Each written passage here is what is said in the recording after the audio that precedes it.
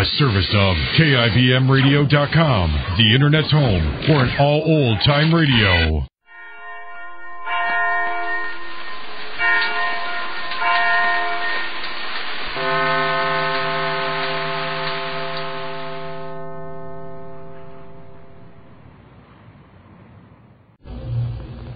And now, the life of Mary Sothern.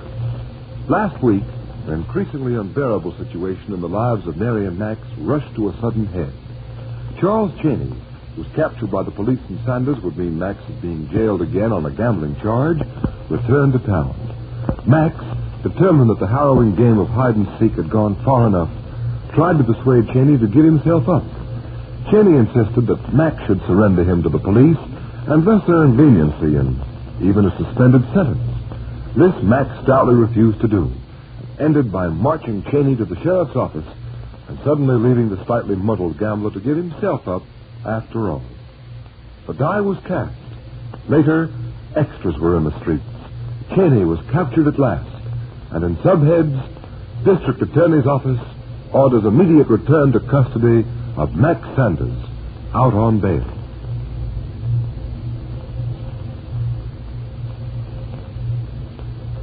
In the Sanders living room the following morning, Max and Mary are discussing the new state of affairs, but with slightly different feelings. District Attorney's Office orders immediate return to custody of Max Sanders, out on bail. How do you like that? I don't like it one bit more than you do, Max, but I do think it's far the lesser of two evils. Oh, you do, Tess? No, really, I do, Max. We couldn't go on the other way. In constant fear that Cheney would be captured and that you'd have to face trial and whatever followed. That terrible fear. Waiting, the sleepless nights. And when Cheney was free, being afraid he'd be captured. That's all over. Max, you had a good night's sleep for the first time in ages last night. Did I, Toots? Oh, you certainly did. You snored down a whole national forest. And the Rangers will get you if you don't watch out. Well, they're going to have me for what I'll bring at the soapworks. Well, then what would I do for a husband? Well, lots of better men, dime a dozen. Funny, but I've never seen any of those bargains. Well, maybe you just haven't looked. Oh, it's so much better, Max. We're out in the open now, getting ready to fight the kind of fight we know best, aren't we? Oh, I'll give the district attorney a few bad minutes, don't you worry. But then there's Phyllis.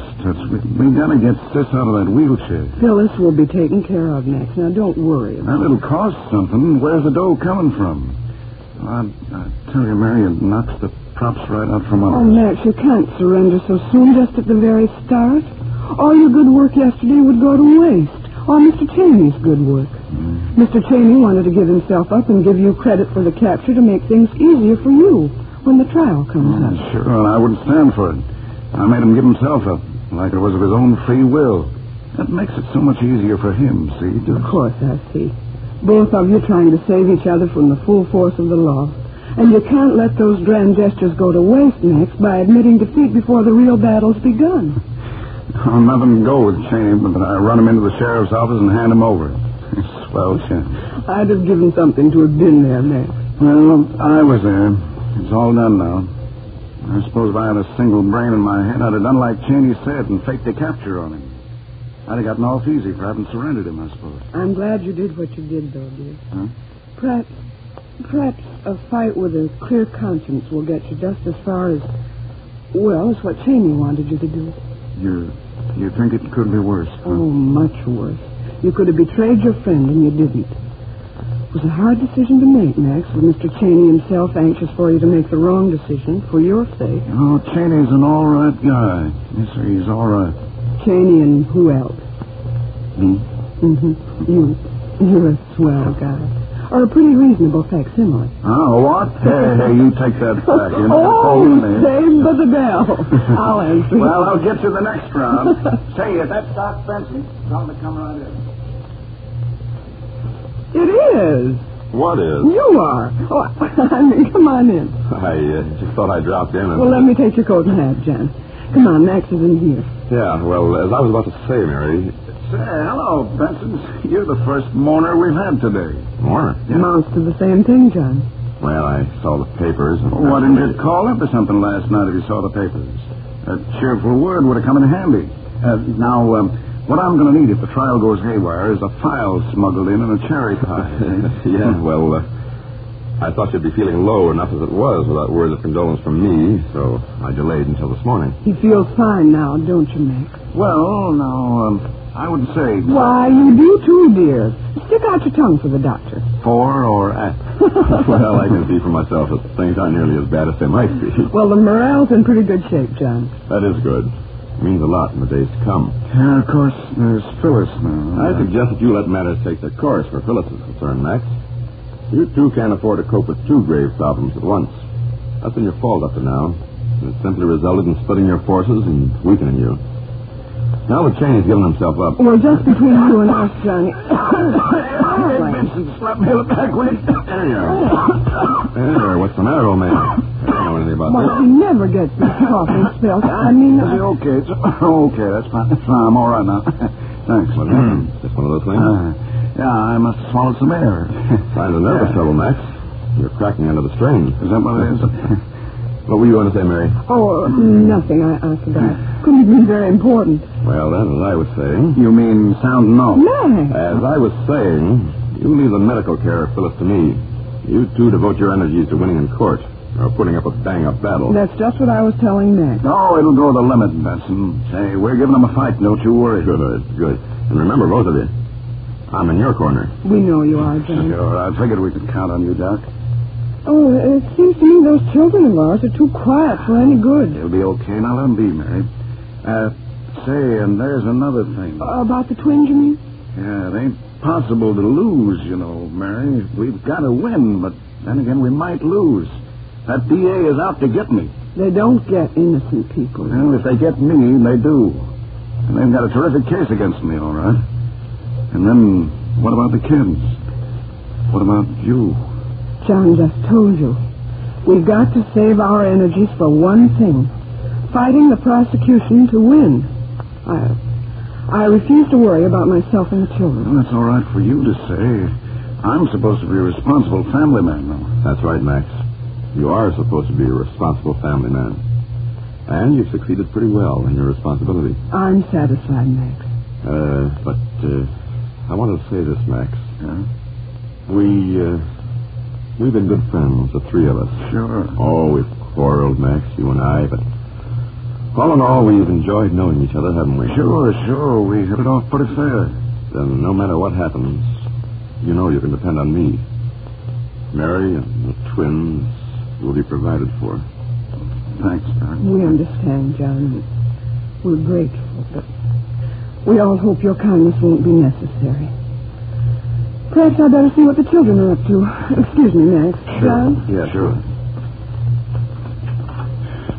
Well, Doc, what you said, it sets my mind at rest, Doc. No matter what happens, Max, Mary won't suffer one jot more than is absolutely necessary. Be sure of that, Max. Yeah, sure. Thanks. Well, it's another load off my mind. You know, Benson, Doc, John, you know, Mary had her choice. You or me. She took me. Making you the object of my envy for all time, yeah. Well, I've said it before, and I say it again. She married the wrong guy. That's past, Max. Forget it. Oh, it's still a fact, don't you think? Even if I did, would I tell you? Besides, the late date, you're thinking of that now. Well, maybe it is, John, and then again, I don't know. I just don't know.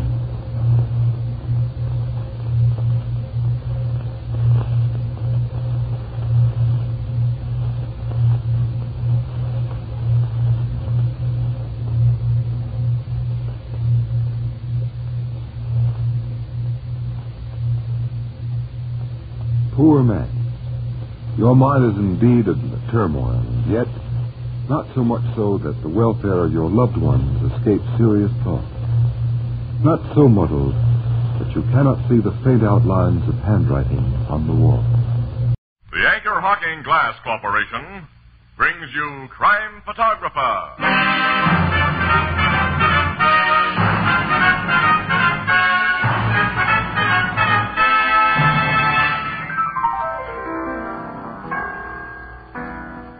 Listen, Casey, I'm a great man. Huh? What have you done now, Ethelbert? I'm the only man on the block who never saw a flying saucer. Well, that won't put you on history's pages. You mean I won't be famous? No, Ethelbert. You gotta do something. You gotta be outstanding to be famous. Sure, like Anchor Hawking, the most famous name in glass.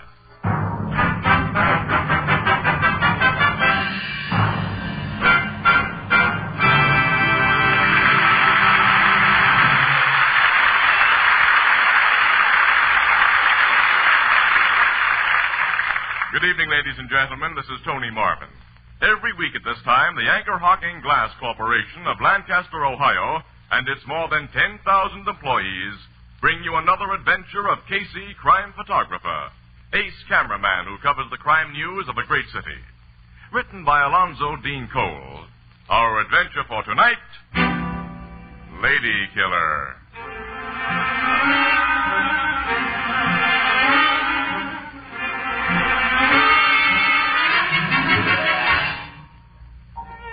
Mid-afternoon, the cocktail lounge of a luxurious resort hotel in Colorado. A man enters, surveys the place with casual approval, and saunters toward the bar. He's about 35, well-dressed and rather good-looking, but there's nothing distinctive about him. As he waits for one of the bartenders to serve him, he hums an old tune. What'd it be, sir? Martini, please.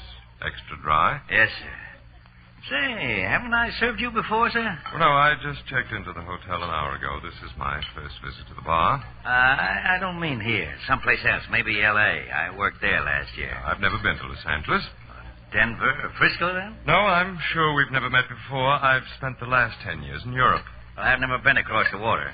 Yet. I guess you just remind me of somebody. Yes, I imagine that's it. Yeah. See how this martini strikes you. Uh-huh. Oh, it's exactly right. That's how I try to make everything. Call me when you want another. My name's Frank. Frank. Yeah? I shan't want another for a while, so I'll pay you now. You are? Keep the change. Say, thanks. Quite all right. Oh, by the way, that fine-looking woman at the corner table over there, you know her? The brunette with the big diamond ring? Uh-huh. Yeah, I know her. Her face is very familiar. I was just wondering if... You've probably seen her picture in the papers. There was a big story about her a couple of weeks ago when she got a Reno divorce from her husband, plus $1 million settlement. Oh. She's Madeline Chalmers. Oh, yes, of course. I used to wait on her back in Toledo, where she comes from. I worked there 2 years ago. She and another wealthy lady named Utley used to say I was the only bartender they'd ever met who could make a planter's punch exactly right. This Mrs. Utley, she's a close friend of Mrs. Chalmers? Miss Utley. She was one of them bachelor girls then. Or since she's married a banker named Fisher. Yeah, she and Mrs. Chalmers were pals. Well, I'm acquainted with a banker named Fisher. I believe he married an Utley. Let's see now. His first name is... This one's first name is Douglas. He the one you know? Well, his wife's first name is... Irene. Irene Utley. Uh-huh, they're the people. I'm told they took a trip to Europe last year where you were. I guess you met him over there. Yes, London or Paris, I think. Mr. and Mrs. Fisher aren't here by any chance. Oh, no. Mrs. Chalmers tells me they're up in Maine this summer. Bar Harbor. Well, since Mrs. Chalmers is alone, I shouldn't be intruding if I introduce myself, I suppose, and inquired about my friends, the Fishers. No, I don't think so. I'll see you later, Frank.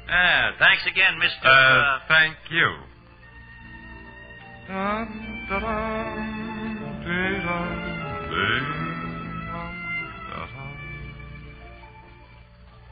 How do you do, Mrs. Chalmers?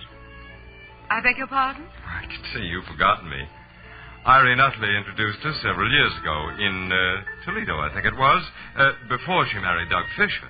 Oh, you're a friend of Irene's and Doug's? Well, I spent a day with them only a week ago in Bar Harbor. How are they? Irene hasn't written to me in ages. They were fine, enjoying themselves.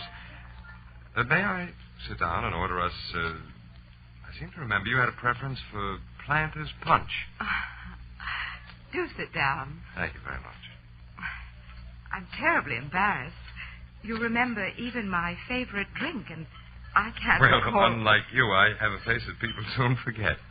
My name is Grammerton, Cecil Grammerton. Cecil Grammerton. You plan to stay here for some time, Mrs. Chalmers? At least several weeks.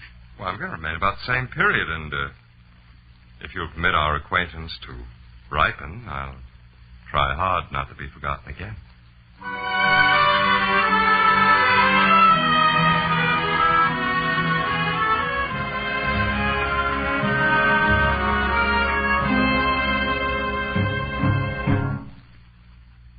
Come in, Cecil. Thank you, Madeline. Oh, you look lovely this evening. More so than usual. You like this gown? No, it isn't the gown or the perfection of your hair or those magnificent diamonds you're wearing. That's simply you. Cecil, you always say the right thing. I'm afraid you're what my dad used to call a lady killer. Lady killer? Or a wolf. Oh, well, how do I look like a wolf or a lady killer? No, which makes you doubly dangerous. A week ago, when you came to my table in that cocktail lounge, I thought what a mild, negative, innocuous man you were. And now? Now I'm in my suite alone with you. I sent my maid away tonight, as you requested. Which proves? I like you. Sit down. Mm-hmm.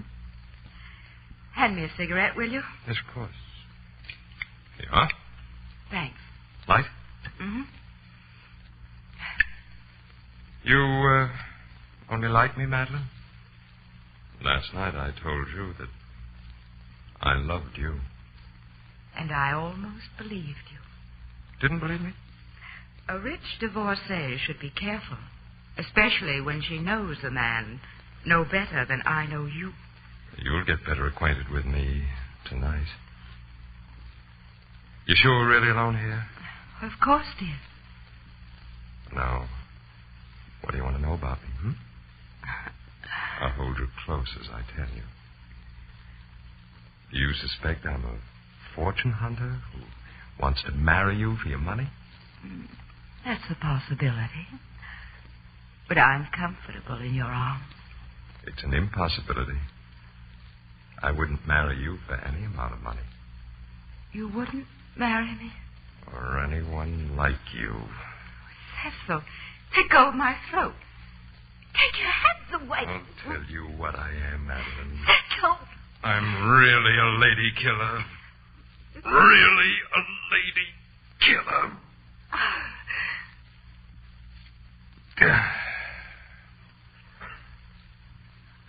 Such nice diamonds you had, Mrs. Chalmers.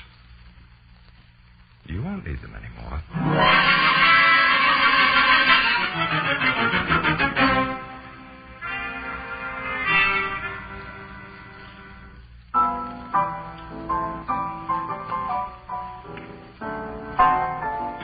Hey, Walter. Yes, Cecil, boy. Don't forget to stack some more paper napkins under the bar. I won't. Speaking of paper, reminds me, Casey, did you see the newspapers this morning? Certainly not. I only work on a paper. I don't read them. There's a deep suspicion, Ethelbert, that no press photographer knows how to read. Yeah, I heard that, Miss Williams. It's also suspected, Annie, that few reporters know how to write. Oh, yeah? Huh. Yeah, well, anyway, your Morning Express had an article saying that fella who's believed to have strangled Mrs. Madeline Chalmers in Colorado last month, is thought to be hiding in this town. Is that true? No, it's baloney. Confidentially, Ethelbert.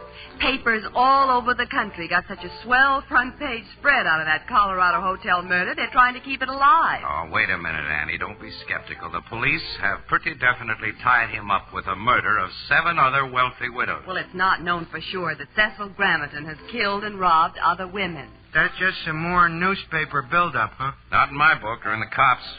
Listen, during the last 5 years, 7 other rich women have been strangled and their valuables stolen under nearly exactly the same circumstances. Casey, people in that Colorado hotel who saw Grammerton every day don't give a description of him that agrees with the men suspected of the other crimes. Well, they don't agree with each other in their descriptions of Grammerton.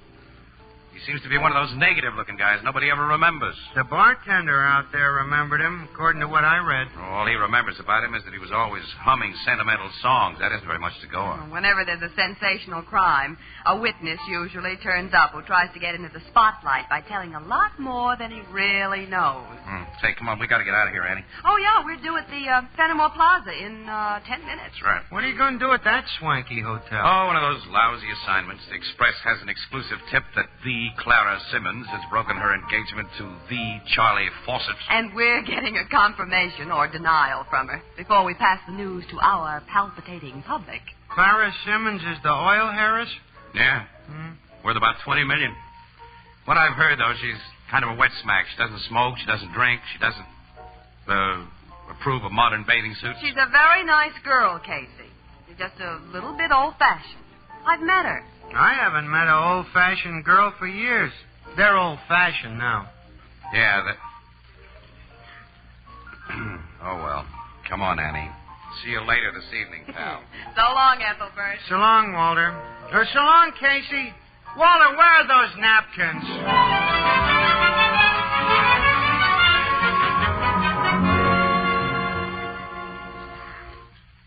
The report you heard is altogether correct, Miss Williams. Mr. Fawcett and I have broken our engagement. Do you care to give me the reason, Miss Simmons? I can only say that he and I agreed upon the termination and that we shall remain the best of friends. Now, if you'll excuse me, I'm expecting guests. May I take a picture of you before we go, Miss Simmons? I'd rather you wouldn't, Mr. Casey. Oh, well, we can run one of your old ones that we have in our files, but you look so nice this evening, I'd rather... You know that no woman can withstand that kind of flattery. Take your picture. Thanks. Will you stand over there by the piano, please? Surely. Casey wasn't guilty of flattery, Miss Simmons. That gown is charming. Thank you. Do you like the style? Very much. I haven't seen anything like it. It must be the latest. It was 20 years ago. My mother wore it then. Your mother? She wore it to a ball only a week before she died. I was just a child then, but I've never forgotten how pretty she looked. I kept it. I had it made over to wear tonight. Some big event must be scheduled for tonight, eh? It is, Mr. Casey. Will you take your picture now and then excuse me? Oh, sure. Oh, I'm afraid I'll have to answer that. I've given my servants the evening off. Evening, Clara. Come in, Evans. Where's your mother? Well, she phoned that she'll be delayed. She'll join us here in a little while. Oh. You have guests. This lady and gentleman are from the Morning Express. They're leaving right away. Miss Williams, Mr. Casey, this is Mr. Pentecost. How do you do, Mr. Pentecost? Pleasure. Sit down, Evans. Mr. Casey is going to take a picture of me. Very well. Will you stand by the piano again, Miss Simmons? Well, yes, of course. Like this? Yes, that's swell. Got it. Thank you. You're welcome. Now, I hope you won't think me rude if I ask. Oh, you've been very kind. Thank you very much. Good night, Miss Simmons. Mr. Pentecost. Evans Pentecost. Good night. Good night. Oh, and thanks again. Yeah, you bet. Not at all. Why were those newspaper people here, Clara? To ask me about my engagement to Charles. I told them I'd broken it. To tell them why? I didn't say a word about you. Evans, you said you were bringing your mother here to meet me. I sent the servants away, as you requested, so the three of us could be completely alone. But since your mother's been delayed, I think You're worried about us being alone? Why, naturally. You're very different from other women I've known. We'll go down to the mezzanine and wait for your mother. You're lovely in that gown, Clara. Don't try to change the subject, Evans. My mother once had a gown like that. Be a good boy now. Let's go down to the mezzanine. We must be alone or you wouldn't be so insistent. Why, of course we're alone. Alone? Evans, why do you look at me like that? We're alone. Evans, you frightened me. All alone. Don't come any closer. Go away, Evans!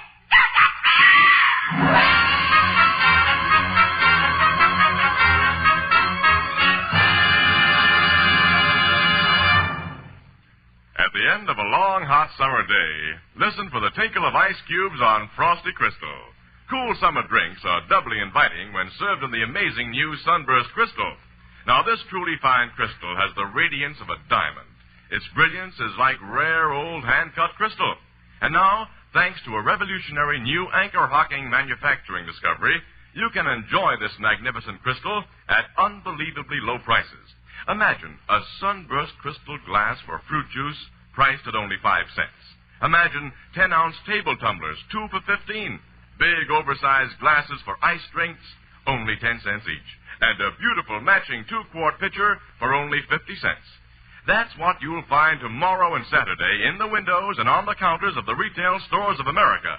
Prices slightly higher in distant cities. Don't put it off. Enjoy Sunburst Crystal this weekend. Sunburst Crystal is a product of Anchor Hocking. The most famous name in glass.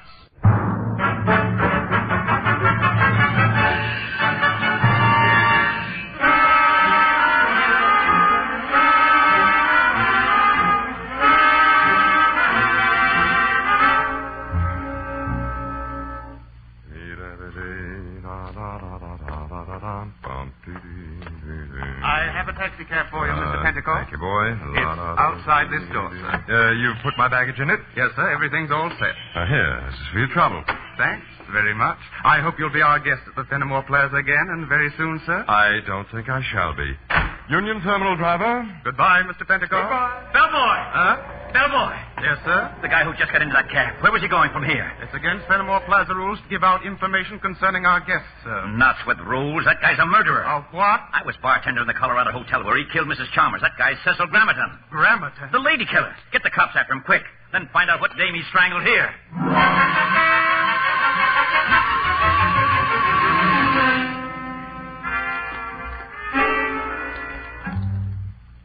Grammerton got away, Captain Logan. Yeah, he did, Miss Williams. My men located the cab that took him from this hotel, but he'd gotten out of it with his baggage only a few blocks from here. He didn't go to Union Terminal where he told the driver to take him. Oh. Where he is now is anybody's guess, Casey. You said he didn't hurt Miss Simmons, Logan. That's right. She was hysterical when they found her, but otherwise she was okay. Well, she was hysterical because he tried to kill her. No, he didn't even lay a hand on her, Miss Williams. What? The thing's screwy the way she tells it. She says she suddenly got terribly afraid of the guy. He started to reach for her, and there was an insane look on his puss. Then all of a sudden he drops his hands, mumbles an apology, and walks out. Of course, you've searched the rooms that Grammerton occupied. Sure. Well, did you find anything that might lead to... No, nothing that looks very hot, just an old photograph. A photograph? Yeah, of a woman. I'd say it was taken 20, 25 years ago. It was in a nice leather frame, and obviously slipped out of one of the guy's suitcases. Can we see it? Yes, but there's to be no mention of it in your paper. I'm not tipping Grammerton that we have the thing. That's off the record, Logan. No, of course. Okay. Here it is. Huh? Oh, she's a sweet-looking old lady. Too sweet.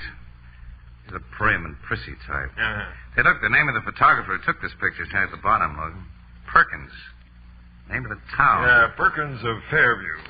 Fairview. That's only about 100 miles from here. Isn't it? I'm taking a trip up there tomorrow. Oh, huh? I'll go with you. Okay, but you may be wasting your time. It's my job to go. I got a hunch it won't be wasted time, Logan. And I've got another hunch. A hunch that no newspaper guy should get. Yeah, what's that? That you should kill the entire story of what happened tonight. Kill the story? Yes, Annie, every bit of it. Oh, it's big news, Casey. Front page. That doesn't matter. Put that bartender under wraps, Logan. Tell the hotel people and Miss Simmons to clam up about what they know and give all the papers a hush-hush order. Since this is the first time I ever got that kind of advice from a news hound, I'll take it. Oh, you should be thrown to the squirrels for this, Casey. Oh, no, Annie. The big story will be Grammerton's arrest, and we'll play for an exclusive on that. Logan, how soon can we leave for Fairview?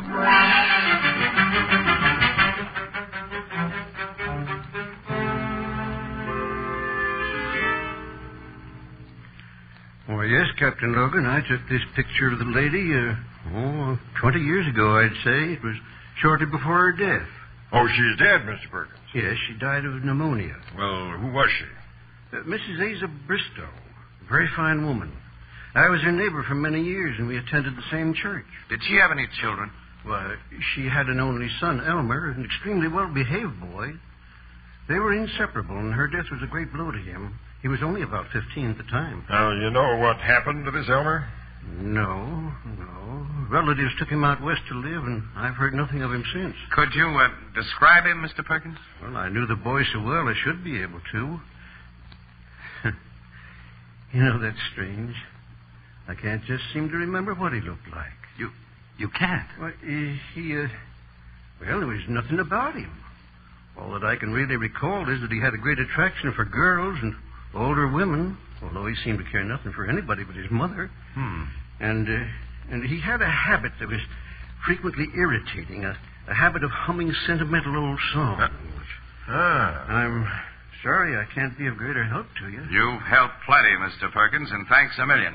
Let's go, Logan. Yeah. I'll probably get in touch with you later, Mr. Perkins. Well, I'll be at your service, Captain. Goodbye. Goodbye, gentlemen. Goodbye. He couldn't have given us a better description, pal. Yeah, but what does it get us? Apparently, the lady killer's real name is Elmer Bristow, and he had a doting mother. Now, wait a minute, Logan. I think he developed what the psychological docs call a mother complex. So what? So it finally made him go haywire and start killing gals like Madeline Chalmers. Listen, Logan, all of the 8 women strangled by this guy were direct opposites of his mother. They were unconventional babes who did all the things that Mama had taught her only son to despise. Casey, he did those murders for dough. Those thefts will send him to the chair instead of an asylum when he's caught, Logan. But his real motive, I believe, was hatred of a type. Well, he proved that last night when he didn't hurt Clara Simmons. Because I think she was the same type as his mother. In that old-fashioned dress she had on, he may have seen her all of a sudden as his mother. Yeah, you may be right. And from what you just suggested, maybe we can figure a way to make him walk right into our hands. Of course we can. And by using your dear old power of the press and Clara Simmons.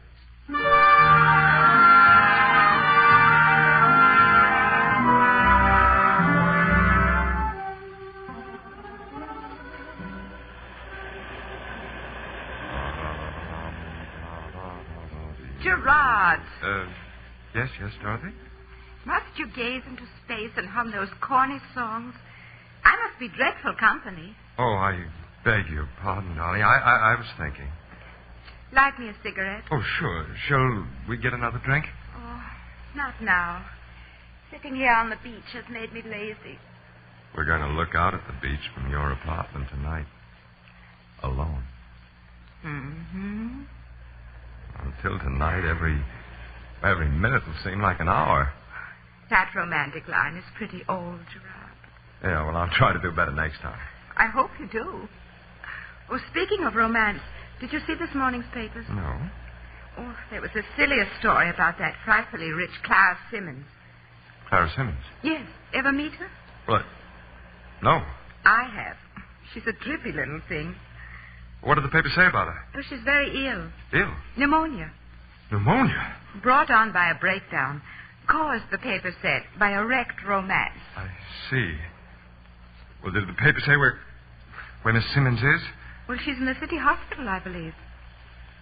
Dorothy, will you excuse me? I've got to go back to the hotel. Why? I've got to put through a long-distance call. Business. I may have to leave here on the very first train. Leave? What's happening about tonight? Well, nothing, to my regret.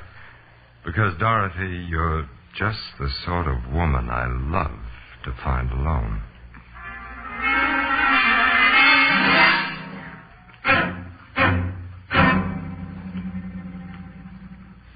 There he is, Captain Logan. The man getting out of that cab. Fine, Miss Simmons. Well, Casey, our cockeyed scheme worked, eh? I was pretty sure it would. We knew he'd fallen for it after that long-distance call came through to the hospital. When they told him I was really ill, Miss Williams, he came to me. Now, don't think of what he's doing now, Miss Simmons. Think of what he has done. Yes, I must. Here he comes, Captain. This is it. Hello, Elmer Bristow. What? Will you let go of me? You're a collector of jewelry. Here's a pair of bracelets for you. Oh, what's the meaning of this? What? Clara. Clara. Yes. You're not ill. This was a trick. Yeah. And now a few uninhibited rich gals are going to enjoy longer lives. Take them away, man. Now, come on, Miss Simmons. I'll help you back to Annie. Huh. Miss Simmons is crying. So what has that insignificant-looking guy got? made the women fall for him? Casey, if he wasn't on his way to jail, I think I'd try to find out. Yeah. Huh? We gals crave romance. And if we don't get it from overwhelming personalities like yours, well, there are a lot of Elmers. Annie, I think there's going to be some nice moonlight tonight. Yeah? Uh-huh. So?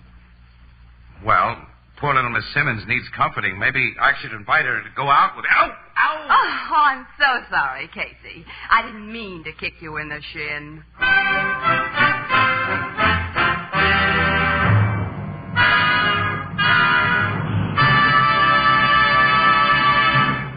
We'll join the crowd at the Blue Note in just a moment. You know, beer isn't the most important thing in the world, but it certainly is one of the pleasantest. And Anchor Hocking's revolutionary new one-way bottle makes beer and ale easy to enjoy. You know, it took a lot of research to develop this one-way bottle. It had to be light, compact, sturdy. It had to be so low in cost that no deposit, no return to the store is necessary. And that's what it is. A little wizard at fitting into packed refrigerators. Easy and safe to open. Easy and safe to drink from. No trouble about returns. When it's empty, just throw it away. And best of all, it's glass. Glass that can't affect the flavor and purity of beer and ale. Glass that keeps your beer brewery bright. You'll find 12-ounce, no-deposit bottles of your favorite brand at your local store. For beer at its best, ask for it in the new Anchor Glass one-way bottle, a product of Anchor Hocking. The most famous name in glass.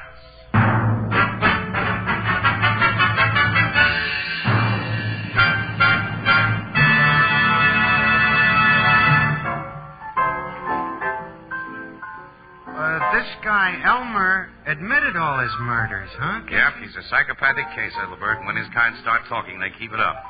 You know, that guy's proud of all his killings. He's bragging about them now. A nice, sweet guy. Yeah. And you got him to come back here by figuring Clara Simmons had the engine sign on him just as his mother had, huh? Yeah, he couldn't let her die of pneumonia as his mother died without trying to save her. So clever, this Casey. Expert photographer, consulting psychologist, and eminent authority on affairs of the heart. What? You sound bitter, Miss Williams. Do I?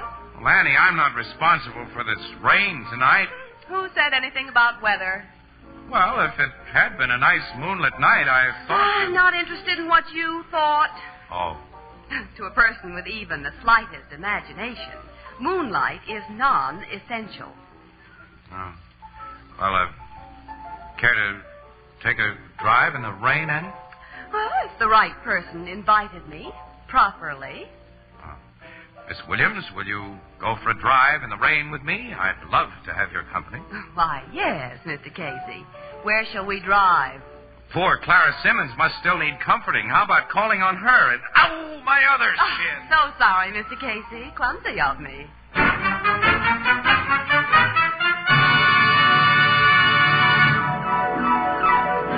Crime Photographer, starring Scott Cotsworth as Casey, is brought to you each Thursday by the Anchor Hocking Glass Corporation, makers of Fire King Oven Glass, Anchor Glass Containers, Anchor Caps and Closures.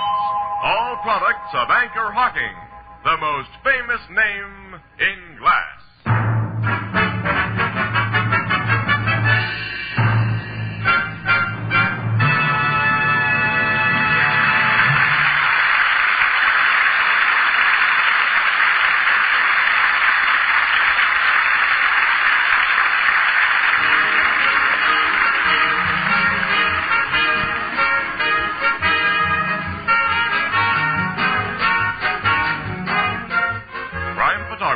Is directed by John Dietz. The original music is by Archie Blyer, and the program features Miss Jan Miner as Anne and John Gibson as Ethelbert. Herman Chittison is the Blue Note pianist. This is Tony Marvin saying goodnight for the Anchor Hocking Glass Corporation of Lancaster, Ohio, with offices in all principal cities of the United States and Canada. Thursday night on CBS is the biggest show in town. So stay tuned for exciting dramatizations on Reader's Digest Radio Edition which follows immediately over most of these stations.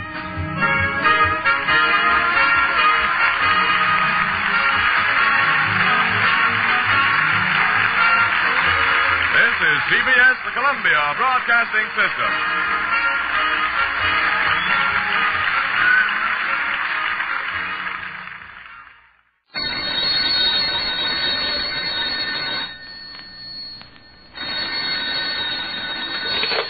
Hello, I hope I haven't kept you waiting. Yes, this is the Crime Club. I'm the librarian. Death deals a diamond. Yes, we have that story for you. Come right over.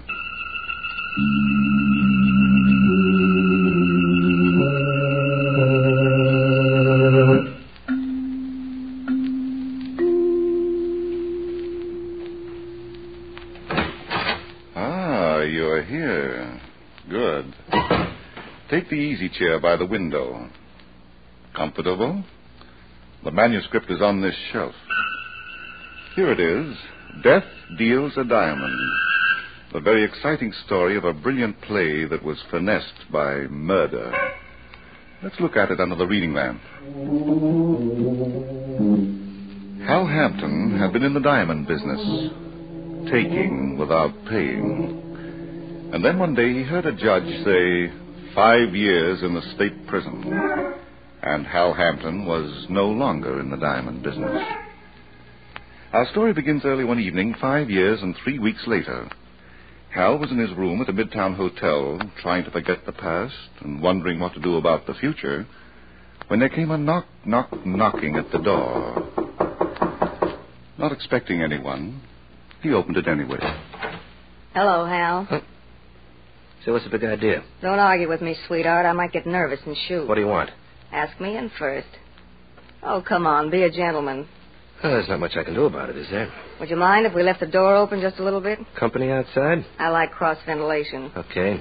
Behave yourself and it won't be in you. What's your name? Myra Keith.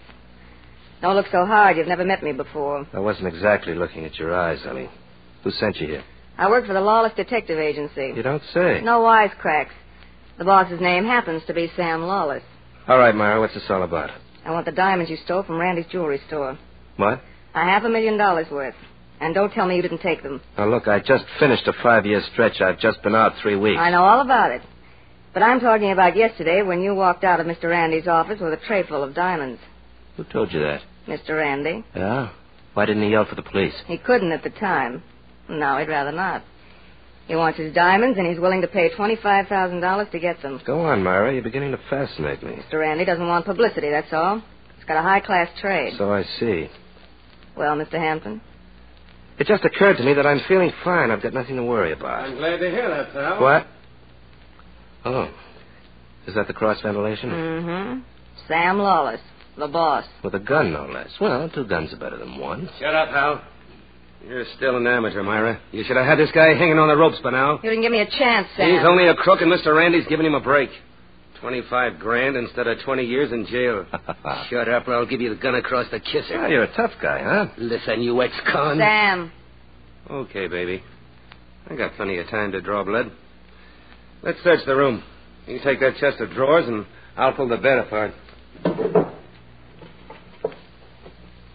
Just a couple of amateurs, huh? This is only the beginning, pal. Okay, let me know when you're through, and I'll tell you where else to look. Sam, come here. You find them, baby? Let's come over here and take a look at what was under a pile of handkerchiefs. Yeah. So you don't hide things in a chest of drawers, do you, Hal? Where'd that diamond come from? Look at him, Myra. He's surprised. You're framing me. You just planted that stone in there. You tell us where you put the others, or we'll plant a stone over your head. Now, listen to me. The others, Mr. Hampton, where are they? Look around for yourself. You've got a knack for finding things. Oh, he won't cooperate, Myra. Well, there's only one thing to do. Here, put these handcuffs on him. With pleasure. Now, wait a minute. Hal, don't be a problem, child. I wouldn't like to spank the life out of you. But you're going to anyway. Not yet. First, we'll take a trip to my office. Mr. Randy is waiting for you with a lot of bad news.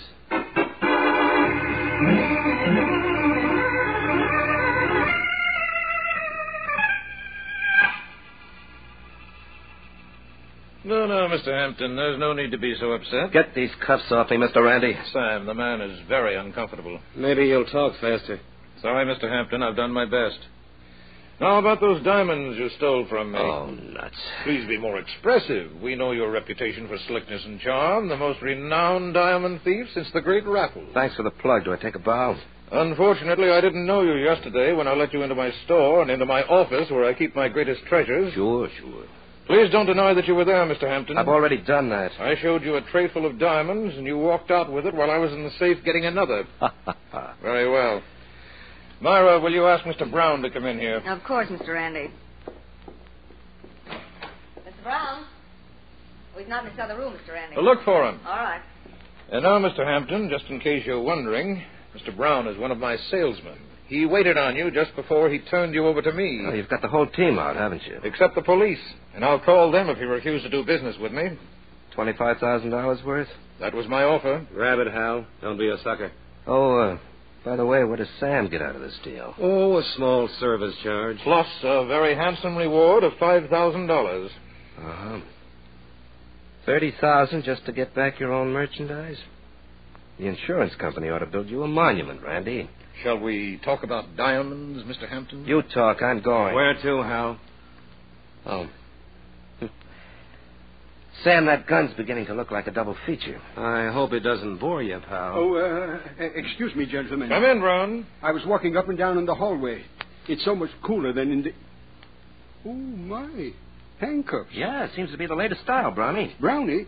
Now, look here, young man. I don't like that. Why, Mr. Randy, this young man, he's the diamond thief. Mr. Hampton denies that he was in my store, Brown. He does. But that's ridiculous. I waited on you, Mr. Hampton. And I couldn't do a thing to please you. Ah, go on. I bet you didn't even try, Brownie. I was forced to ask Mr. Randy to take over.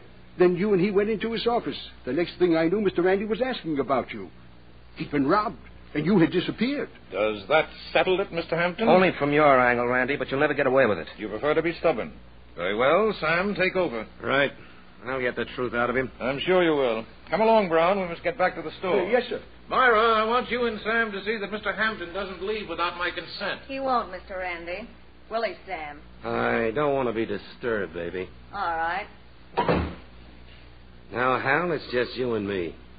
You want to talk while you've still got a mouth? Look, why don't you give me a break? I've just done 5 years.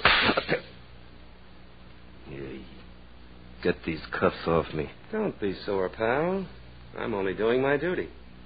I promised Mr. Randy I'd get the truth out of you.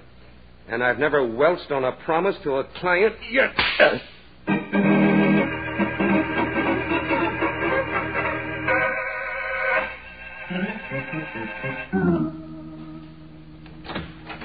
Well, Sam? It's no go, Myra. You won't open up? Nope. Why'd you quit? Listen, you can't beat an unconscious guy. That guy in the next room is out cold. Why don't you use some water on him? I've been told it works miracles. You're a pretty cold baby, Myra. I don't like crooks. Yeah?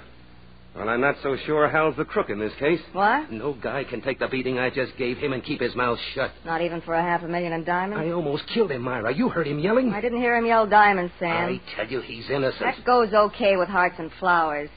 But we've got $5,000 tied up in a confession from Hal. What makes you so anxious to get that confession? Well, I've been told a girl can get a pretty good mink coat for half of $5,000. That's all? Maybe if I shop around, I can get a mink coat and a pair of shoes. That confession wouldn't be tied up with a double cross, would it, baby? What do you mean? You found that diamond in Hal's room, in the chest of drawers. So? A very peculiar place for a diamond that wasn't planted. Hold your horses, Sam. Hal Hampton was one of the smartest con men in the business before he went to jail, and he's still smart. He wouldn't keep stolen property where it could be found. You get your ideas late in life, don't you? I get them when they count, honey. You palmed that stone, didn't you? You're crazy. You had it on you all the time. And when you went to that chest of drawers, you just parked it under the handkerchiefs. You're getting crazier by the word. You've got the rest of that fortune, too, baby. Do tell. And who gave it to me? Randy, maybe. For safekeeping? Yeah? Yeah. While Hal Hampton was being set up for 20 years. Oh, get yourself locked up where it's good and quiet. You're becoming a menace. I've got a better idea. What you've got, we're going to keep. That'll teach Randy never to trust anybody. Would you, double-cross a paying client? 50%, baby, of $500,000 in stones. Come on, take me to them. I'm dying for a split. You better close that door, Sam. What for? Mr. Hampton may not be as unconscious as you think. Okay. Now. Now. Hey, put down that gun, Myra. Give me one good reason, Sam. What are you going to do? Nothing. I just want to see your apartment again. And you're going to take me there. Huh? What for? Diamonds, dear. You know what you said about me. Except this is with reverse English.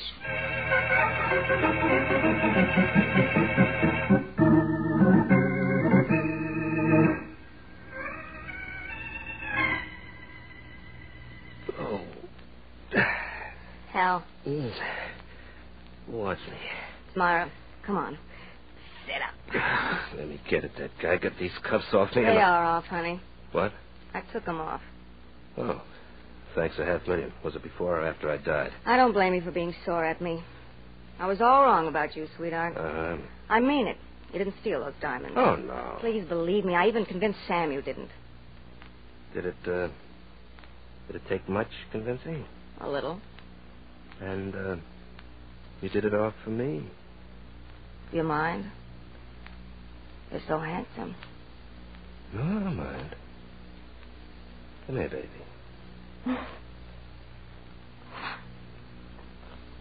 See what I mean, Hal? I see, not bad. Now, if you could only sound as good as you taste, Hal. this would be paradise. You low-down heel. I should have let Sam kill you. And about a possibility? You're no good to me at all. I try to help you. I try to get you out of a hole. That you got me into. I didn't put that diamond under your handkerchief. It wasn't on my laundry list, Blue Eyes. I didn't put it there. Now, do you want to get out of this frame or don't you? I do, Myra, but not with your help. You're going to get it whether you like it or not. Now, listen. Mr. Andy and Sam Lawless had a meeting 3 days ago. The first of a series, I suppose. Sam didn't tell me what it was about. But I've got a hunch that you and diamonds were on the agenda. Keep going, Myra. Randy's business hasn't been all it's cracked up to be. A lot of stock and a few customers, and you know how a man sees red. Uh-huh. And you think he's shifting stock to collect insurance? I'm not to be quoted, Hal. Or keep it a state secret. Now, the diamonds. I'm not sure. But Randy's too smart to stow them where they might be found. But Sam isn't, huh? Don't count your chickens before you can buy them. Sam Lawless is very smart. But he doesn't know I suspect him, and he might be just a wee bit careless. Mm-hmm. And the logical place for that wee bit of carelessness? I don't know. Okay.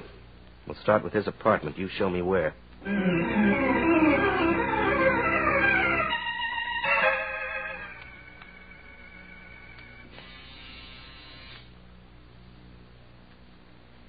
I guess we're too late, Hal. Sam's gone. Yeah.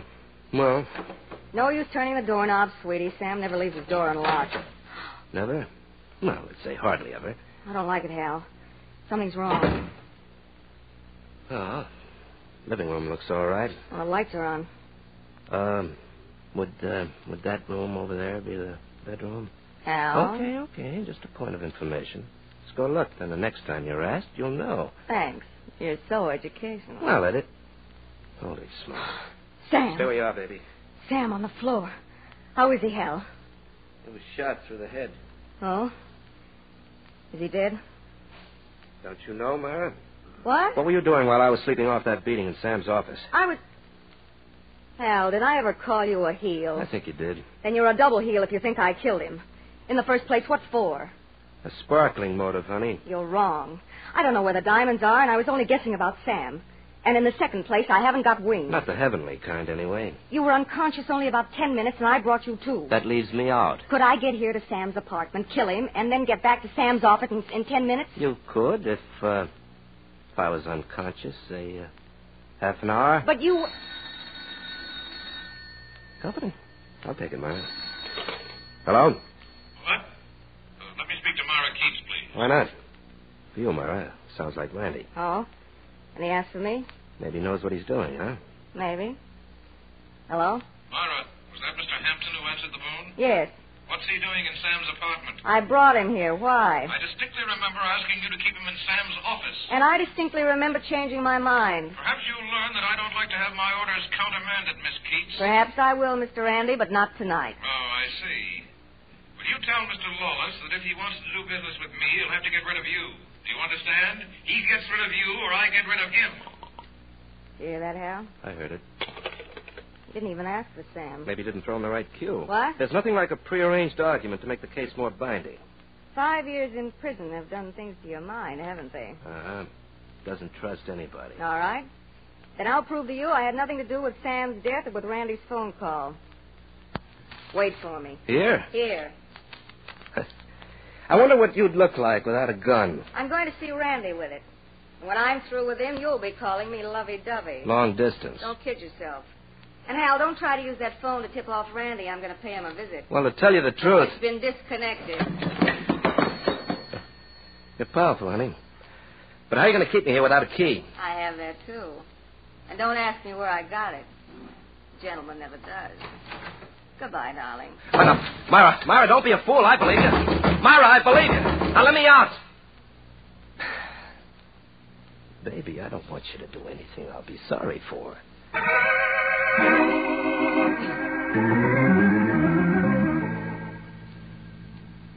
Yoo-hoo. Listen, mister, are you trying to flirt with me?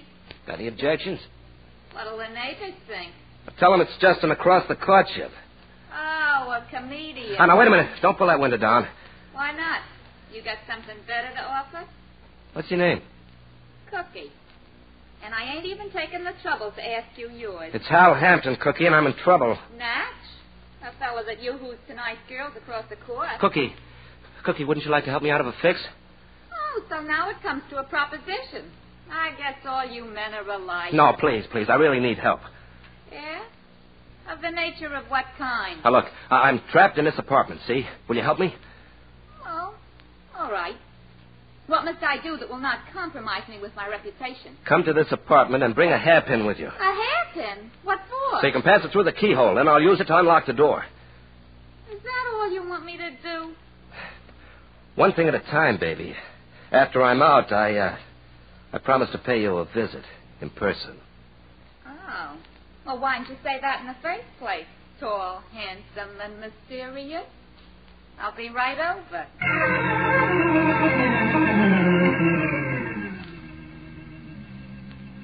Imagine opening a door with a hairpin. Honest, Mr. Hampton, I'll never get over it. Well, you keep thinking about it, Cookie, while I use your phone, huh? I read about such things in books, but excuse me, mister. You got ideas about calling another girl? Oh, no, I wouldn't do a thing like that to you, baby. Then you're a gentleman. Because after all, if it wasn't for me and my hold hairpin... it, baby, will you? Hello, Randy's jewelry store. Who is this? Mr. Brown, sir. Is there anything I can do? This is Hal Hampton. Let me talk to Miss... Mr. Hampton. Would you like to speak to Mr. Randy? Yeah. Well, he was here only a few minutes ago. He went out with Miss Keats. Oh, where to? He mentioned his apartment, sir. Okay, meet me there right away. Aye. But what should I do with this store? I'll tell you some other time. Randy needs you at his apartment. Really? He said nothing to me. How could he, Brownie? He didn't know he was going to be set up for a murder. I'll get there as fast as you can. Are you going, Mr. Hampton? Yeah, I'm afraid I'll have to, Cookie. Do you mind? Whoa, I was sort of building myself up. I thought you were going to... You know. Well, not quite, baby. But I'll be back someday, and then you and I'll get together. Yeah? And you can draw me a nice big diagram.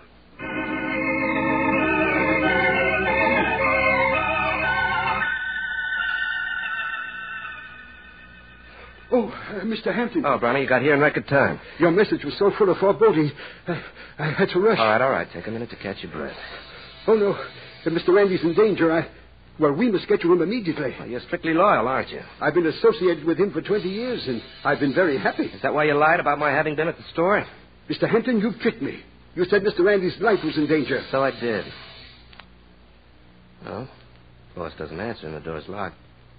How's your shoulder, Brownie? And except for a little rheumatism now and then, I never complain. Well, you're going to help me break down this door. Break it down? Oh, no, Mr. Hampton, I couldn't do that. Oh, don't tell me you've got scruples, old man. Come on now. Here. Oh, Mr. Randy will never forgive me. Once more, Brownie. Well, you've done it, Mr. Hampton. If Mr. Randy should ever speak to you about it... I don't think he will, Brownie. Oh, please don't mention that Mr. Randy. On the floor. With a bullseye in his chest. Oh, good heavens. Is he... Yes, Brownie, he is. Please, Mr. Hampton, I'm afraid I'm going to faint. Stop it, Brownie. Don't pass out now. I've never seen a dead man before. One who'd been shot. Well, look, Mr. Hampton. He's still holding the gun. Do you think it was suicide? Maybe. There's a note on the table. That's what it says. I don't know why Mr. Randy should have committed suicide. He was leading such a full life. Typewritten note, Brownie. Listen, it's addressed to the police. It'll be discovered that $500,000 in diamonds have disappeared from my store. This theft was arranged between Sam Lawless and myself for the purpose of defrauding the insurance company. I entrusted the diamonds to Mr. Lawless' keeping, but he deceived me. Now I'm left with nothing. There's no other course for me to take. What do you think, Brownie? Why, I can't believe it, Mr. Hampton. He was my employer for 20 years. The note's a phony, pal. What? Brandy was murdered. Oh, no. The safety catch is on this gun. Is on? But what does that mean? A man can't kill himself and then put the safety catch on. I don't quite understand. Somebody's a child of habit, Brownie. Well, there's only one thing to do. How would you like to play detective? Aye? Sit down, Brownie, and I'll tell you exactly what to do and where to begin.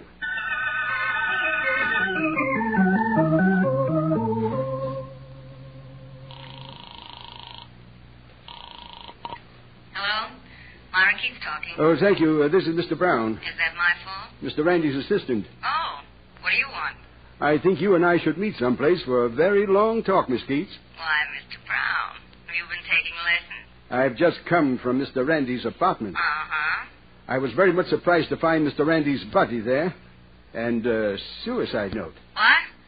What are you talking about? I took the suicide note.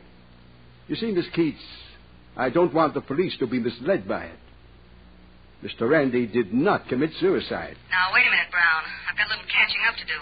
You shot and killed my employer, and I'm prepared to tell the police why. What is this, cutie? A holdup? I happen to know that you and Mr. Randy planned the disappearance of those diamonds, and that Mr. Randy entrusted them to you for safekeeping. Mm-hmm. Until Mr. Hampton had been forced to confess and had been sent to prison. Who gave you all this valuable information, Brown? Mr. Randy had a weakness for keeping memoranda about his deals. The frailty of human nature, you know. He was not a very trusting soul. What am I supposed to do? Well, for a consideration of half the diamonds, I'll turn over the memorandum to you and replace the suicide note. You name the place and the time, Mr. Brown. Mr. Randy's office at 11:30 sharp. And bring my share of the diamonds. All right, Angel. I'll try not to keep you waiting.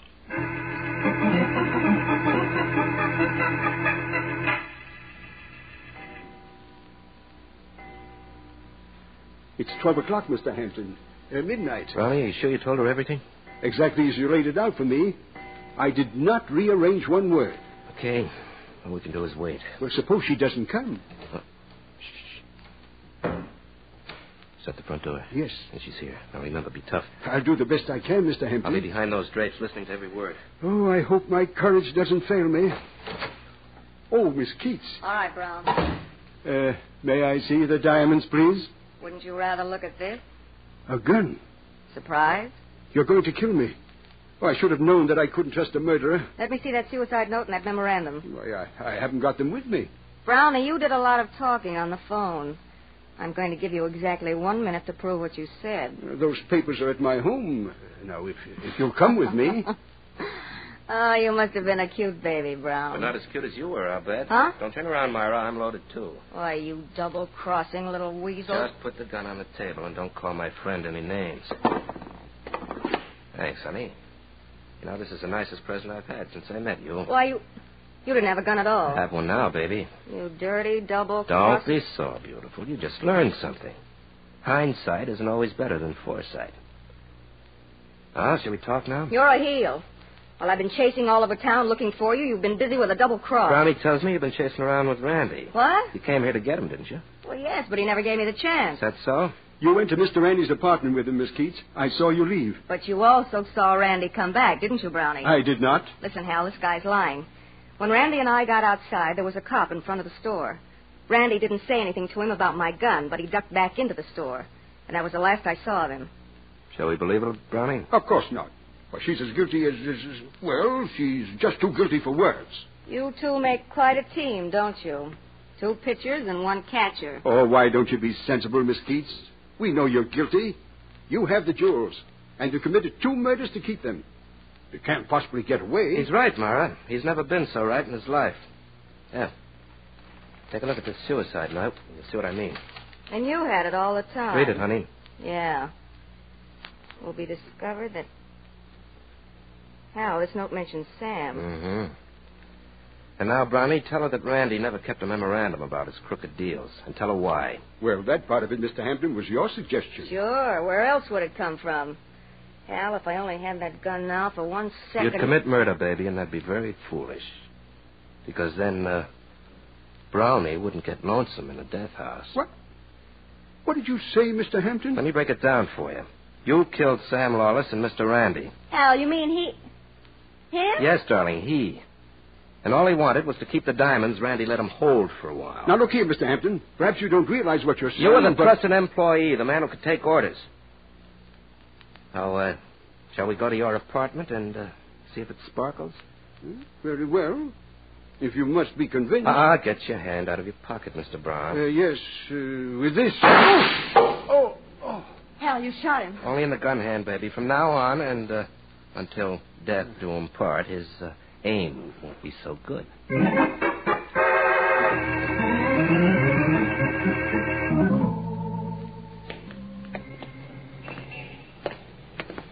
So, Brownie had those diamonds after all, just as you said. Were you doubtful, Mara? Well, to tell you the truth, Hal, But why did he kill Sam? To frame you. Me? I thought you were it. I was.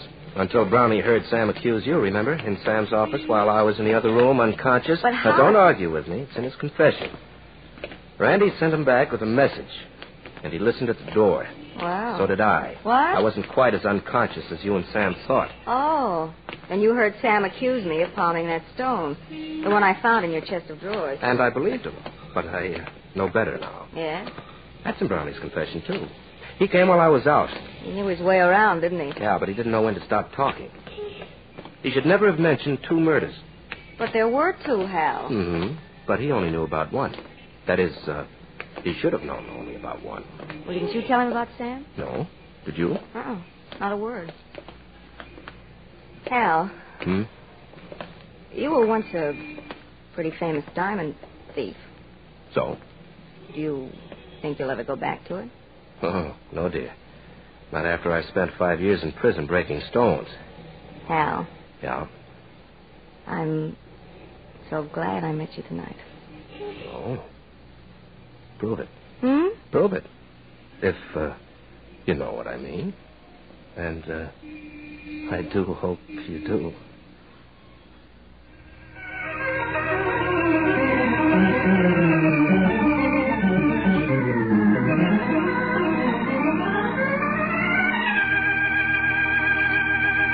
And so closes tonight's story, Death Deals a Diamond.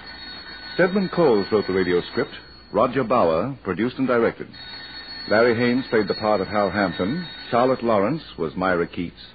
Maurice Franklin was Brown. King Calder was heard as Sam Lawless. Reese Taylor played Randy. And Joan Tompkins was Cookie. Oh, I beg your pardon. Hello, I hope I haven't kept you waiting. Yes, this is the Crime Club. I'm the librarian. Yes, come over a week from tonight. Good. We have a very unusual story of a circus lion that was trained for murder. It's called Serenade Macabre. In the meantime? Well, in the meantime, there's a new Crime Club book available this week, and every week at bookstores everywhere. Yes, it's available now. Fine. And we'll look for you next week.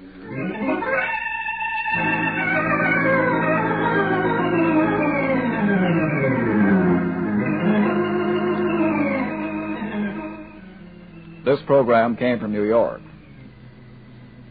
This is the Mutual Broadcasting System.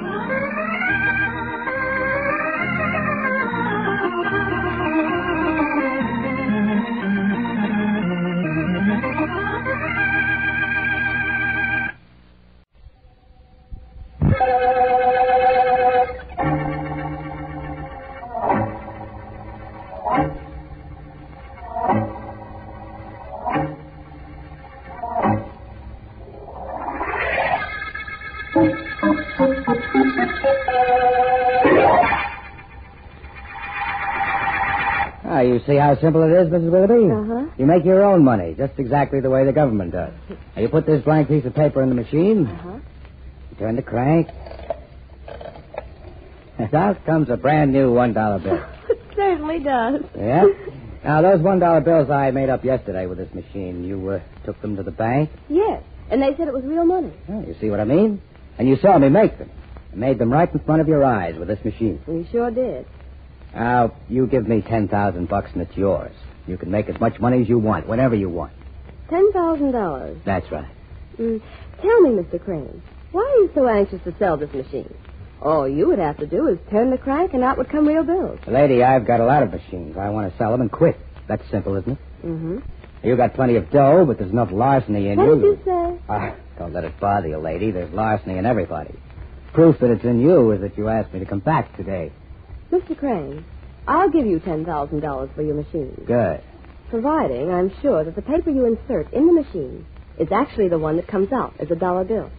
Oh. That ought to be simple. Yeah. I'll put my initials on the blank paper. If my initials appear on the bill when it comes out, I'll buy the machine. Now, wait, I've got a pen and ink right here. All right. Now, hand me one of your blank pieces of paper. All right. Here you are. Thank you. My initials, E.W. There we are. All right, Mr. Crane. Okay. I'll take the paper, put it in the machine. Take out a brand new dollar bill. There you are. Take a look at it, Mrs. Willoughby. A brand new buck with the initials E.W. on it, just as you put them on the blank piece of paper a second ago. It's the same piece of paper, and those are my initials, all right.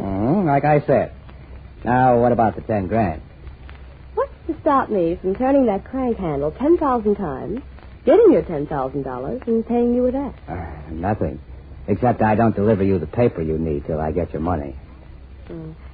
I have it here in my safe. I'll get it. And I've got the paper all cut out to dollar bill size right here, too. You get the money, Mrs. Willoughby. And from now on, you can manufacture your own. The best kind. Handmade.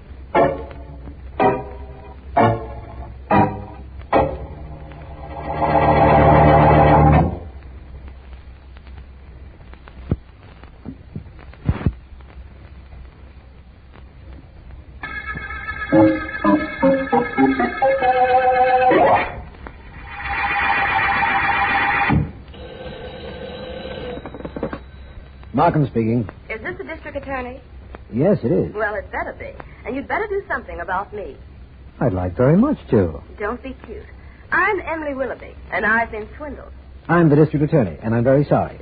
Mrs. Willoughby, tell me exactly what happened, and I'll do what I can. Well, somebody sold me a money-making machine, and it doesn't work. And I paid $10,000 for it yesterday. Aren't you calling me 24 hours too late? Well, never mind when I'm calling you. I want to do something. I want you to do something. I paid the man I know, $10,000. He demonstrated a machine and took blank paper and converted it into $5 bills. $1 bills. Oh. But how did you know what he did? It's a very old racket, Mrs. Willoughby, and it wouldn't work except that people such as yourself are looking for something for nothing. Well, really? Have you any idea who the man is? He said his name was Crane. Joe Crane. Do you know him? No, I don't. Well, do you know where you can get him so you can arrest him? No, but I'll have a man put on it right away. You shouldn't have had anything to do with Crane, Mrs. Willoughby. Look, don't talk to me like that. He's the criminal. I'm not. The only reason you aren't, Mrs. Willoughby, is because the machine didn't work. Come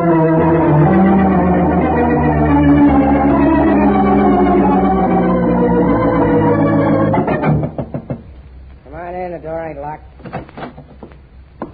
Hi, Joe. Oh, hiya, Smithy. How's chicks? So. What's with you? Okay. Get the money? What money? Oh, gonna be like that, eh? Joe, I'll give you a money-making machine and a gimmick that makes it foolproof. You had a sucker. Give me my cut of the dough you got, or the machine. I couldn't get rid of it. The sucker got smart. Yeah, so I'll take the machine. Well... Where is it? I can get a front man, get rid of it easy. Come on, let's have it, and I'll blow. I don't have it here. Oh, so that's the way it is, huh? Come on, train, stop stalling. Give me that machine or I'll break you in a dime. Where is it? Where is it? Let go of me. Give me my machine. Give it or I'll choke it out. You double-crossing rat. Use the knife on me, did you? Jeannie. Oh, what's this? Get out of here. you killed Snippy, huh, Joe? Now, look, don't scream. Don't do nothing. Just get out of here fast. He was choking me. I had to do it. You wouldn't want me dead, would you? You killed him, Joe. Yeah, I killed him. Now, get out of here before you get wild and start yelling so somebody will hear you and get the cops. Go on, beat it. I don't want you getting hysterical.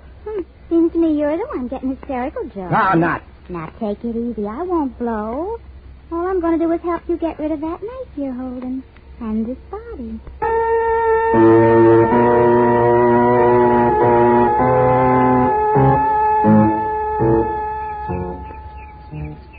Well, Vance, there's the body, lying just where a farmer found it.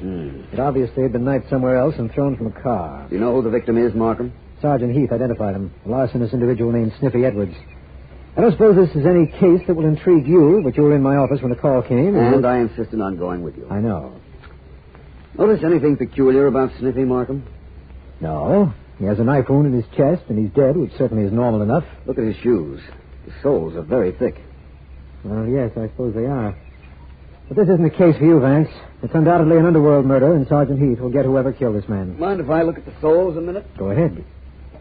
Your penknife, Vance, you need that to look with? You never can tell what it will help me see. What you're doing is a little illegal, Vance. Oh, my friend, is there such a thing as a little illegal? I stand corrected. You find anything? Yes. There was a piece of paper in the sole of the shoe. Take a look. It's a diagram of some kind of machine. Yeah. An arrow indicates where blank paper is inserted. Another arrow where money comes... Vance, I know what this is. It's the diagram for a money-making machine. Undoubtedly. I got a complaint this morning from a Mrs. Willoughby that she had been swindled by a Joe Crane who sold her a money-making machine. This couldn't be a coincidence. In all probability, it isn't. I had a man trace Joe Crane. He called in his address just before we left. I think perhaps we ought to see Crane. What about it? I'm with you. Let's go call on Joe Crane and see if this plan for a money-making machine was the instigation of his plan to murder Sniffy Edwards.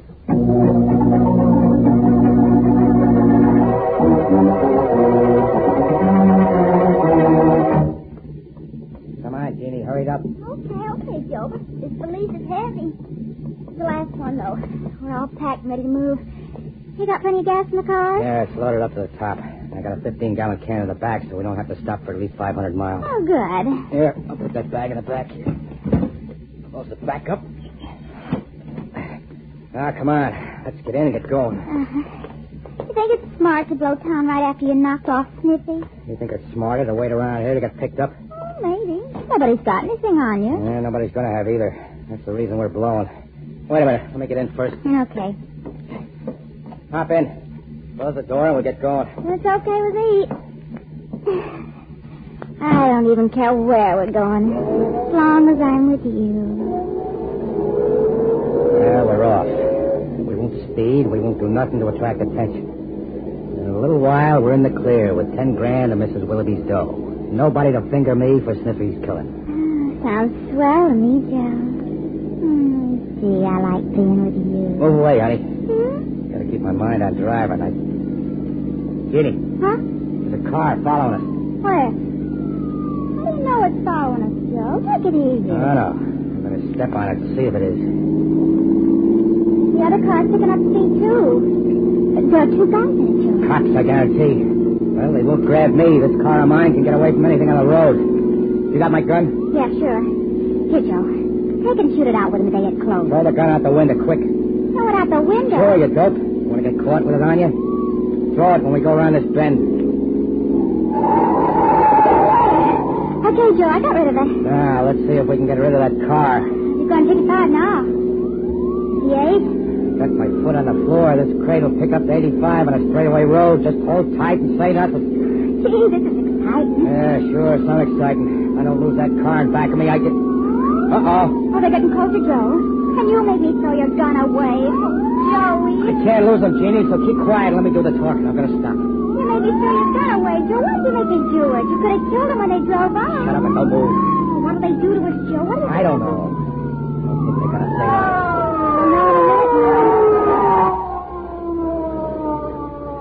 Here come the 2 guys. I know I see them. Remember what I told you. Shut up. Well, you 2 certainly led us a chase. I'm District Attorney Markham. You're Joe Crane. That's right. Who's the young lady with you, Crane? Who are you to be asking questions? He's Philo Vance. Who is she? Well, My girl. What do you want with me, D.A.? That remains to be seen. Right now, I want you to come back to my office with me. Then I'm going to call on Emily Willoughby and see if she can identify you as the man who sold her a money-making machine.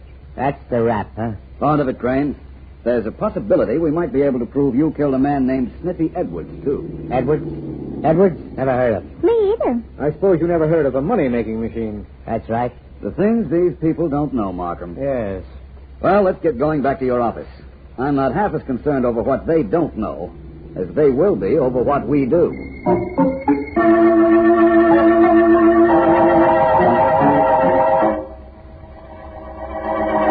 Yes, that's him. That's definitely the man who sold me the money-making machine. That dame's off a beam. I never saw her before. You're positive, Mrs. Willoughby? Yes, of course I am. Well, you have him right here?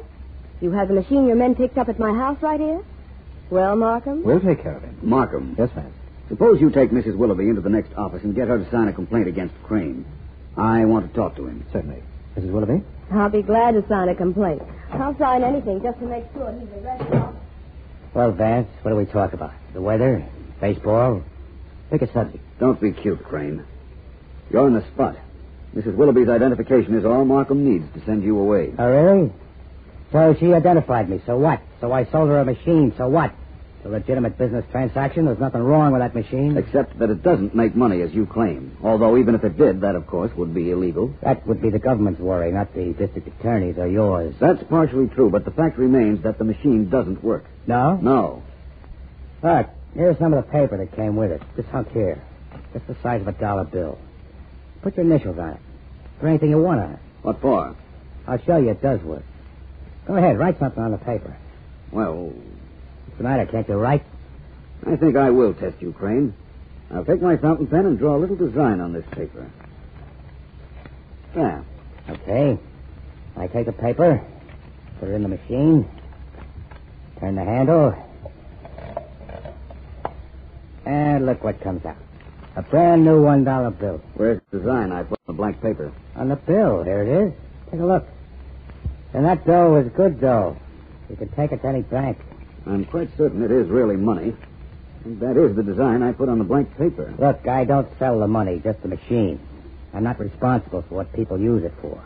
I ain't in competition with the government. Now, I think it'd be an idea if you talked to the district attorney and saw to it that the three of us get out of here. The three of you? Sure. Jeannie and me and this machine, which has you stopped so good you haven't the slightest idea how it works.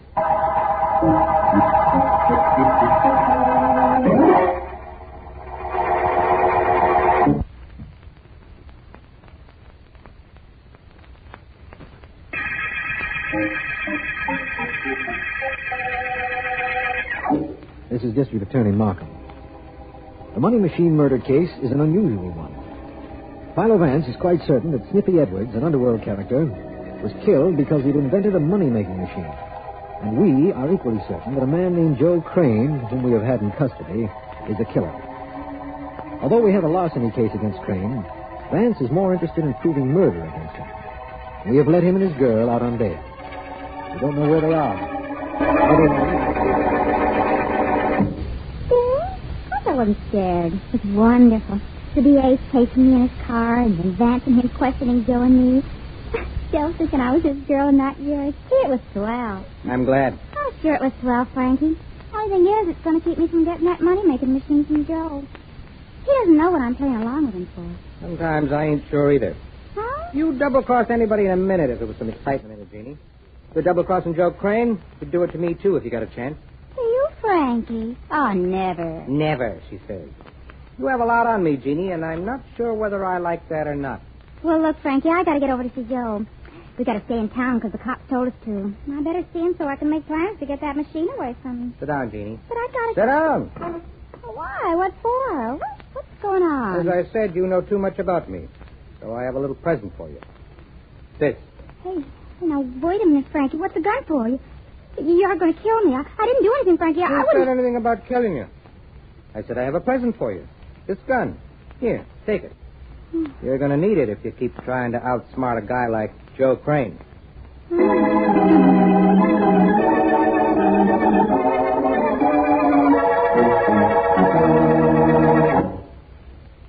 Markham, you don't have to tell me that it's all very irregular and very illegal. I know it. I'm rapidly becoming convinced that it was a mistake to let Crane and his girl out of custody, Vance. You only allowed them to leave because I asked you to. And believe me, Markham, you can pick him up on a larceny charge at any time. Oh, that's so. But I want him free so I can prove murder against him. So you said yesterday. All right, Vance. I'll go along with this a little while longer. By the way, how does that money-making machine work? I think I have an idea. The design you put on a blank piece of paper actually came out on the dollar bill. It was on it when Crane gave me the bill. And it was a good bill, Markham. Perhaps there was a camera in the machine. He took a picture of the design and stamped it on the bill. No, that's preposterous. It couldn't possibly be done that way. It wasn't. Don't tell me that machine actually makes money from blank pieces of paper, Vance. No, I won't tell you that either, because that isn't true. But, Markham, talking to you just now has given me an idea. Yes? What details of the death of Sniffy Edwards have you released? None. Except that we found his body. That's all anybody knows. Good. Now, Markham, if I'm right about how that machine works, I think I can promise to bring Joe Crane into your office again, only this time with a very solid murder charge against him.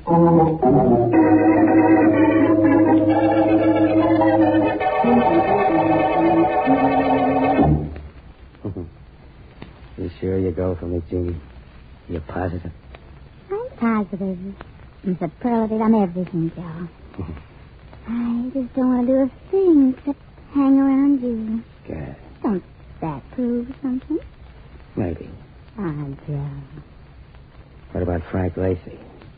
Used to be pretty sweet on him. Sure, I used to be.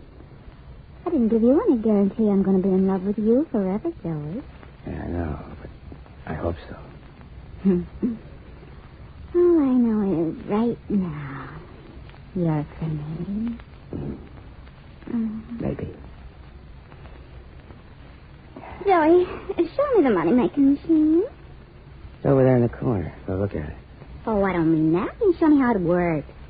I know that machine is nothing but a roller with two slits and a phony bottom.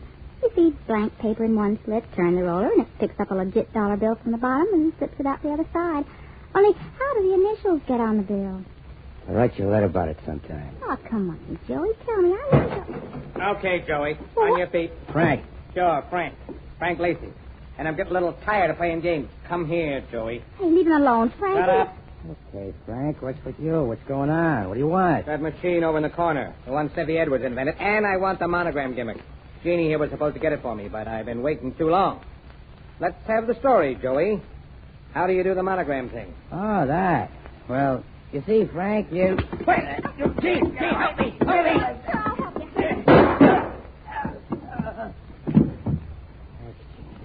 He was killing me. Thanks for shooting him. Oh, that's all right, Joey.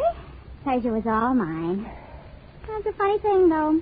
Frank gave me the gun this morning, and I killed him with it this afternoon. Yeah. That's life. I'd thank you a little more, Jeannie, if I was awful sure who you was aiming at when you shot. Joey. Don't Joey me. Let you and I... Wait a minute. We'll talk about you and me in a little while. Yeah? This Joe Crane. Who's this? Friend of Sniffy Edwards. So? So, I got all of Sniffy's machines, and I thought maybe you'd like to buy them cheap. How cheap? $100 a piece. I got 10 of them. You can get a fortune for them. Why don't you sell them? I'm hot. Gotta leave the country. Yeah. How do I know this is on the level? Nobody knows Sniffy's gimmick on how them monograms go from the blank paper to the good dough, do they? Nobody except you and Sniffy. And you. That's right. And me. I got the whole gimmick right under my thumb. That tell you enough for you to meet me? You know it is. Where are you? The joint called Molly's in the waterfront.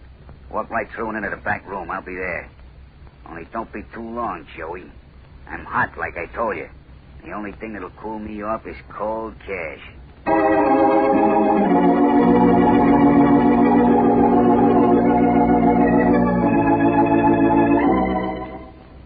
Thanks. You look like a professional panhandler if I ever saw one.